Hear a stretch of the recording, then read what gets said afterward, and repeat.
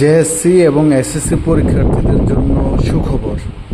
সুখবরটা হচ্ছে যারা জেএসসি পরীক্ষা দিতে যাচ্ছ বা এসএসসি পরীক্ষা দিতে যাচ্ছ তাদের জন্য রিঅ্যারেঞ্জের উপর খুবই সুন্দর একটা শীট বানানো হয়েছে। এখানে সুপার 30 রিঅ্যারেঞ্জমেন্ট বলতে সর্বোচ্চ গুরুত্বপূর্ণ 30টা রিঅ্যারেঞ্জই এখানে যোগ করা হয়েছে আর কি। হ্যাঁ, তো এইটা সম্পর্কে আমি একটু কথা বলতে চাই এই শীটটা সম্পর্কে, তাহলে তোমাদের একটু ধারণা হবে যে কিভাবে তোমরা পড়বা বাসার মাঝে এই শীটটা। এই শীটের প্রথমে আমি শীটটা কিভাবে তুমি রিঅ্যারেঞ্জ করবা, কোন নিয়মের উপর ভিত্তি করে, কোন কৌশলের উপর ভিত্তি করে রিঅ্যারেঞ্জগুলো করবে, এটা খুব সুন্দর করে এখানে ব্যাখ্যা দেওয়া আছে। যে জিনিসগুলো তোমার করতে হবে এই জিনিসটা মেনে এগুলো যদি মানো তাহলে তুমি রিঅ্যারেঞ্জে সহজেই 8 থেকে 8 বা 10 থেকে 10 তুমি পাবে।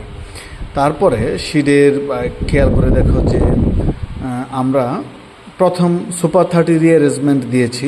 30টা রিঅ্যারেঞ্জমেন্ট কীভাবে সাজানো হয়েছে, প্রায় সকল বোর্ড প্রশ্ন, অনলাইনের যত ইউটিউব চ্যানেল আছে চ্যানেলগুলো থেকে নেওয়া হয়েছে, যত ওয়েবসাইট আছে শিক্ষামূলক ওয়েবসাইট থেকে নেওয়া হয়েছে, বিভিন্ন বই পুস্তক আছে বই পুস্তক থেকে নেওয়া হয়েছে। এই সবগুলোর উপর ভিত্তি করে এই 30টা সাজানো হয়েছে। এই 30টার মধ্যে সবচেয়ে বেশি গুরুত্বপূর্ণ 10টা, এই 10টা এখানে সাজানো হয়েছে 5 স্টার এটা। তারপরে হচ্ছে পরবর্তী 10টা হচ্ছে গিয়ে 4 স্টার, এর পরবর্তী 10টা হচ্ছে 3 স্টার। মানে এই 30টাই হচ্ছে সবচেয়ে গুরুত্বপূর্ণ। তার মধ্যে সবচেয়ে গুরুত্বপূর্ণ মানে গুড, বেটার, বেস্ট। গুড হচ্ছে গিয়ে মোটামুটি ভালো, বেটার হচ্ছে তুলনামূলক আরও ভালো, বেস্ট হচ্ছে সবচেয়ে ভালো। এরকম 30টা রিঅ্যারেঞ্জ সাজানো হয়েছে। তো রিঅ্যারেঞ্জ যেহেতু শুধু কাহিনী জানা থাকলে তুমি রিঅ্যারেঞ্জ মিলিয়ে ফেলতে পারবা, তো আমি যেটা করেছি প্রথমে আমি রিঅ্যারেঞ্জের নামটা লিখে দিয়েছি গুরুত্বপূর্ণ, তারপরে রিঅ্যারেঞ্জটা 8 থেকে 10টা সেন্টেন্স যেটা পরীক্ষায় বা বোর্ড পরীক্ষায় আসছে এটা তুলেছি, তারপরে এটার বাংলা অনুবাদ লিখে দিয়েছি বা তুলে ধরেছি। ঠিক তেমনি এরকমভাবে প্রত্যেকটা রিঅ্যারেঞ্জমেন্টের 2-3 বার করে যদি কাহিনীগুলো পড়ো, তোমার যদি মনে থাকে যেভাবেই আসুক না কেন তুমি পারবা।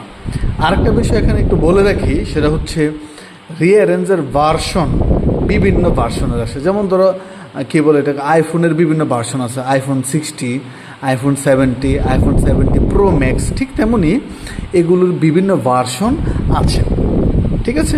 যেমন ধরো আলেকজান্ডার ফ্লেমিংয়ের পেনিসিলিন নিয়ে আসে, ঠিক আছে। আবার আলেকজান্ডার ফ্লেমিংয়ের ব্যক্তি জীবন নিয়েও আসতে পারে।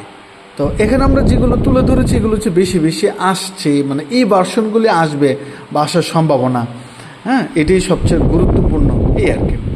যেমন অ্যান্ড্রু অ্যান্ড লায়নের যে গল্পটা এখানে তুলে ধরা হয়েছে, অ্যান্ড্রু এবং কী বলে এটাকে লায়নের যে ঘটনাটা মোটামুটি আমার জানা মতো 3টা ভার্সন আছে, বাট এই ভার্সনটা বেশি আসে, তাহলে এটাই তুলে ধরা হয়েছে আর কি। হ্যাঁ, তো এগুলো একটু মনোযোগ দিয়ে একটু খেয়াল করে পড়লে ইনশাল্লাহ আশা করি তোমাদের এর বাহিরে রিঅ্যারেঞ্জার আসবে না।